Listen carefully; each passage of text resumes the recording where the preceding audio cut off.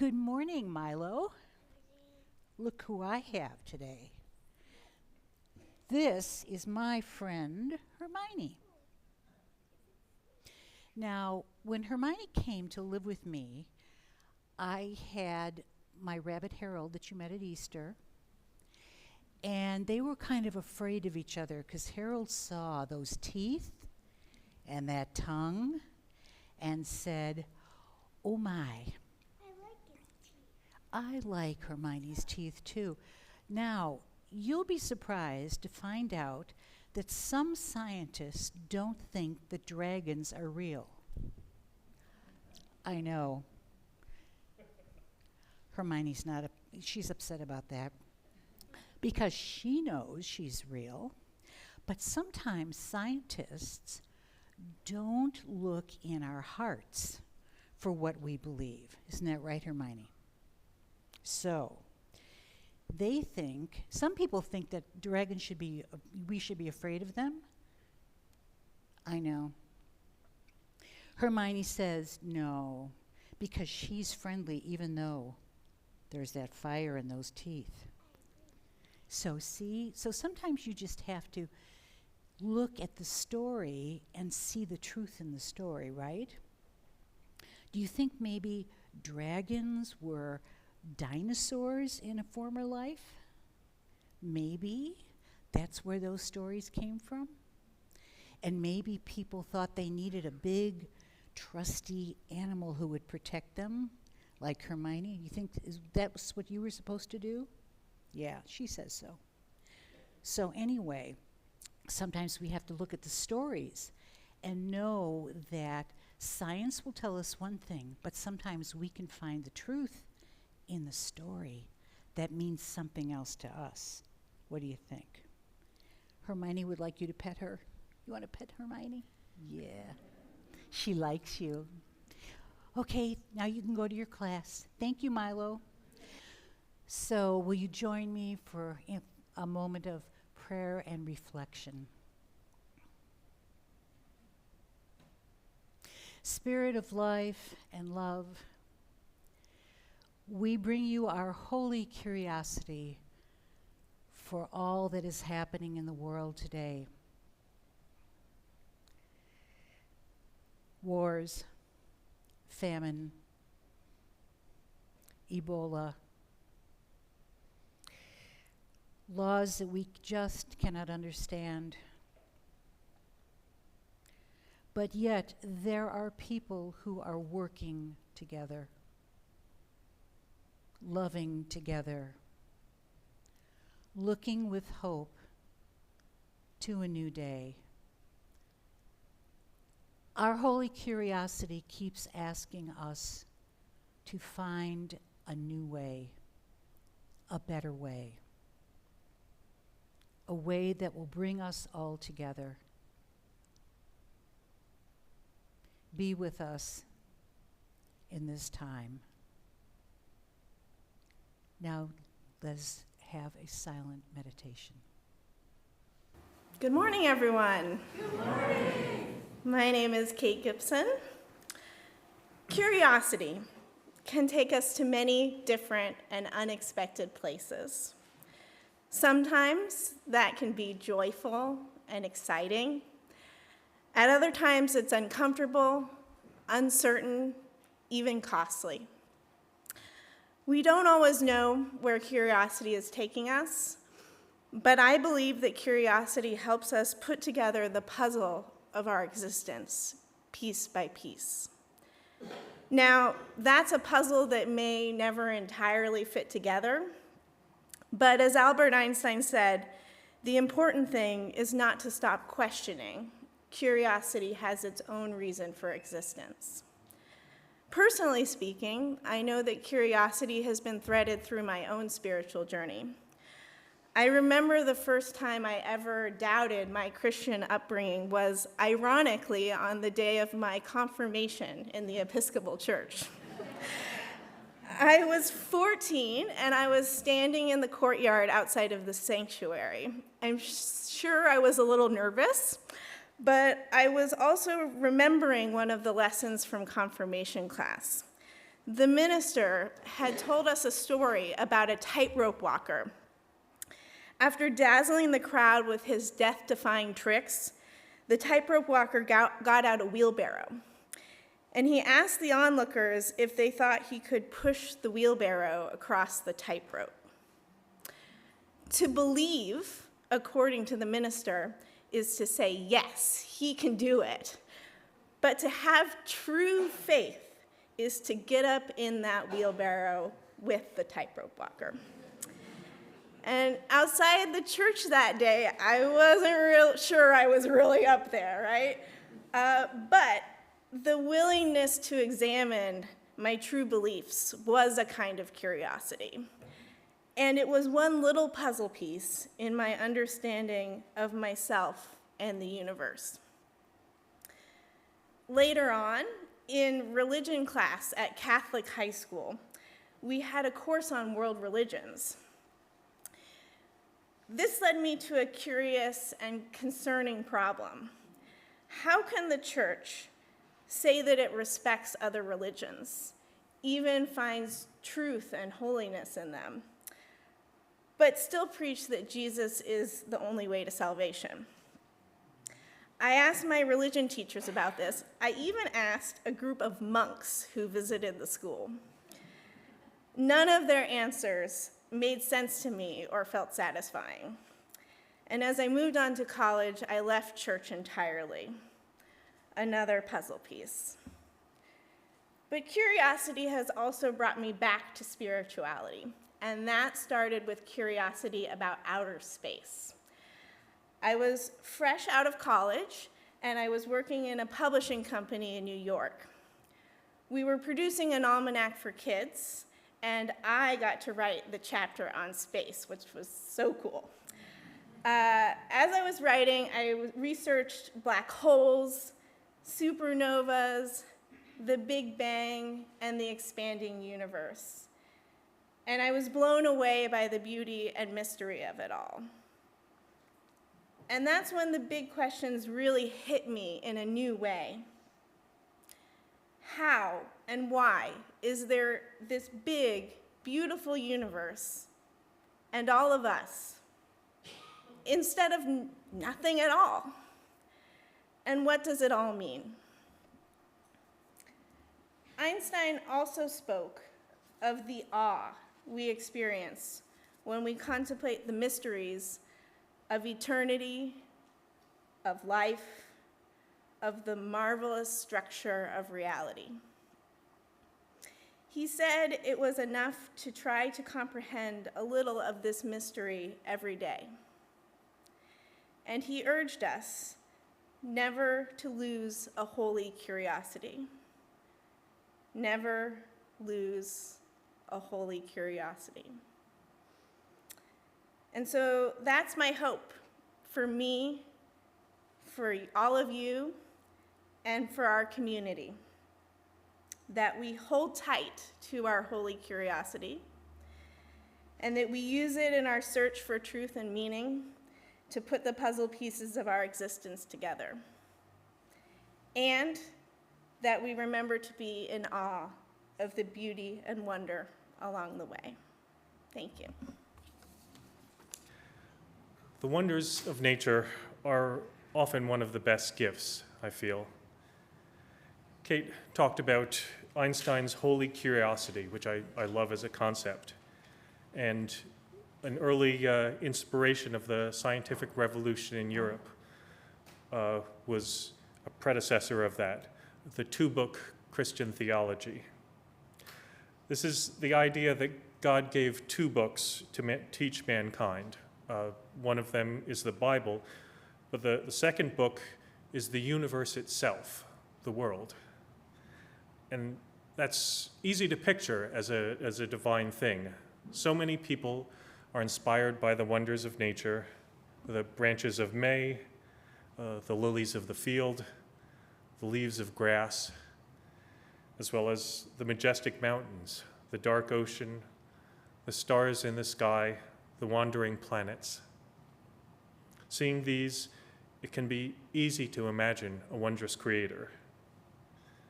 But the pioneers of the scientific revolution went a step further. They would not just gaze at planets, they would take careful measurements of them, do math to predict their positions and according to their scopes. And on the surface, that can seem counter to just admiring them. But really, it's just a different form of admiration. It's definitely not just mechanical. It's a draw, a fascination. And that's important because to spend your life studying how the planets move, someone has to really care about them. They're not just lights. I mean, why would you devote your life to calculating how the planets move in the sky unless you believe that it's somehow important? So we often hear about conflict between early scientists and the church, which is true. However, that misses how often many of the pioneering scientists were extremely devout, and they saw the study of creation as a divine and holy mission. Galileo was condemned by the Catholic Church, but that's because he cared so strongly that he was willing to argue with priests about his interpretations. Now, Isaac Newton was not condemned, but that was because he kept his theology very, very private. From Newton's library, though, historians found that he spent enormous time on study of the Bible and religion. He studied Hebrew and Greek and wrote many tracts, including, he called the Trinity a corruption of the true meaning of that was in the Bible. So he seems to have been a Unitarian. He was believing in one God instead of a Trinity, but he never spoke openly about it. They didn't happen to have Christian beliefs while also being scientists. They saw science as part of their pursuit of spiritual beliefs. It didn't conflict with, their spirituality didn't conflict with their science, but it did conflict with how authorities tried to control their spirituality, their holy curiosity. And that's, I certainly have felt the same holy curiosity when I studied cosmic rays or neutrinos as a scientist. It was fascinating and opened up the world for me. And that's part of what I love about our UU faith is the openness to question things, not just including the scientific questions, but also questions of the Trinity. We don't require Unitarianism here. We can have a debate about it. And we have people from many different views who can all express themselves and be welcome in spite of our differences, because we have a common belief in each other, even if we don't believe in the same details of spirit. One also doesn't have to be a scientist to see the beauty and magnificence of nature. It's a very spiritual experience simply to walk out in nature observing or gardening, seeing roots and bugs and all the details in the dirt. It's learning from what the world teaches us, and the world can be very large and very small. I remember especially teaching a student recently who was looking at plants through a microscope at the first time, and I loved the wonder on her face as she said, "It looks like a picture." I was like, "Well, yes, but it's real. You're seeing it." 2 years ago, Blythe and I had our wedding ceremony in a redwood grove because we saw that as nature's cathedral. I can find that looking up at the redwoods, towering straight up above, it just speaks to the soul. It's majestic and makes one feel small, but also like being part of something greater. So I think all of us can appreciate that holy curiosity of what's above us, what's below us, and what's inside of us. Religion and science. Some would have us believe that the two are diametrically opposed, but are they? It's easier to say yes if you belong to a religious group that holds a creed that we all see and experience was created by God. No questions asked. But let's leave the Unitarian Universalists out of that religious argument for the moment. Other religions are content to leave all of this to faith and do not need or want a scientific explanation of how or why the universe exists as it does. Science and Unitarian Universalism are not content with accepting what others tell them to be true. We want to search for that truth and meaning ourselves. In fact, it's been said that a Unitarian Universalist is more likely to burn a question mark than a cross on your lawn. We live the questions. We're comfortable with them. This is why my UU church in Pasadena, just a few miles down the Arroyo from NASA's Jet Propulsion Laboratory, had many of its scientists in our congregation. We UUs do not offer platitudes and easy answers. We don't just ask why, we ask how. And that how gets us all involved with our commitment to social justice and making the world we see in front of us a little better. Other religions are also dedicated to social justice, but they do it because they feel that they are stewards for God's church on the earth. We love social justice because we believe that a rising tide lifts all boats. When one of us does better, we all do. There's been this uneasy dance between science, myth, and religion for years. In his article in the UU World, Science and Its Metaphors, Christopher Walton discussed our love and need for myths and how that can come into conflict with our search for truth and meaning. He asks, quote, "Do you revere reason, truth, and progress? Do you oppose the forces of convention, small-mindedness, and weak-kneed obedience to outmoded gods?" Unquote. He goes on to say, quote, "The Unitarian Universalist tradition has historically affirmed both faith and reason, worship and science. Religious humanists, unlike their passionately secular cousins, are not anti-religious. Many see religious impulses as profoundly human and even natural, and actively cultivate them." Unquote. This can be difficult to explain to those who are not in our congregations, and often to ourselves. The line between the myths we hold and the science we embrace can be ever evolving. Science is built on studying the observable universe while asking how and why. Religion is filled with myths that are intended not as history or literal fact, but is, as British moral philosopher Mary Midgley states in her book, The Myths We Live By, that, quote, "Scientific words carry a double life. Myths are not lies," she writes, "nor are they detached stories. They are imaginative patterns that suggest particular ways of interpreting the world. They shape its meaning." Unquote. So those myths can add to our understanding of the world because they connect us to the truth on an emotional and human level. Science looks at facts. Religion looks to meaning.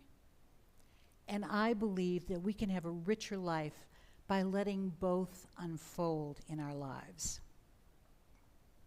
One day when I was working as our administrator in our Reno congregation, I was talking to our minister who grew up as a Baptist preacher's kid. And yes, he ended up as a Unitarian Universalist minister.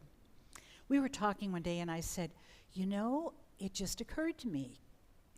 Maybe evolution is intelligent design." And he went, and walked into his office and closed the door. So, there you go. I asked a question, and my holy curiosity got the better of me. So where does that holy curiosity show up in our own lives? As Unitarian Universalists, we've gathered together to explore how we can better live our lives and build a better one by asking how and why. We respect the science and those who have explored the questions before applying them to the world around us.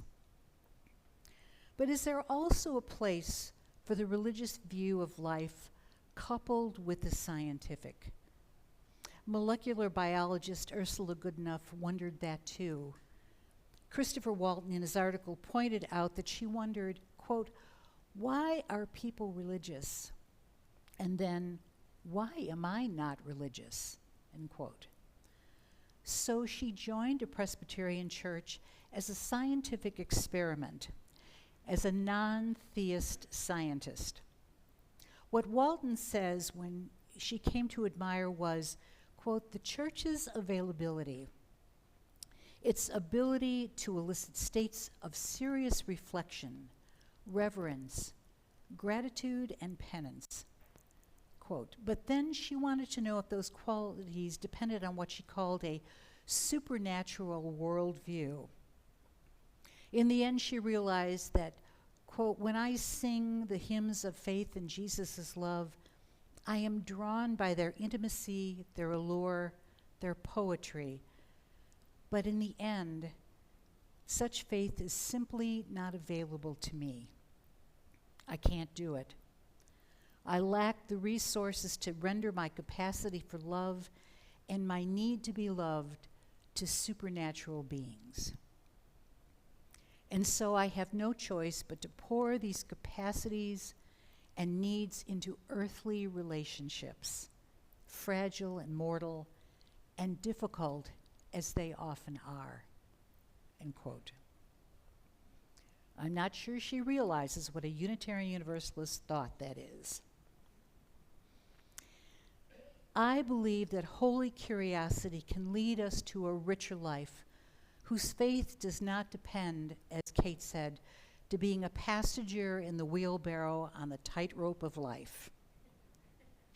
We can direct that faith to the observable world and its people. We're so lucky. We get to practice that tenuous dance between holding the scientific close while also planting our feet squarely in the hope that myths can produce for us.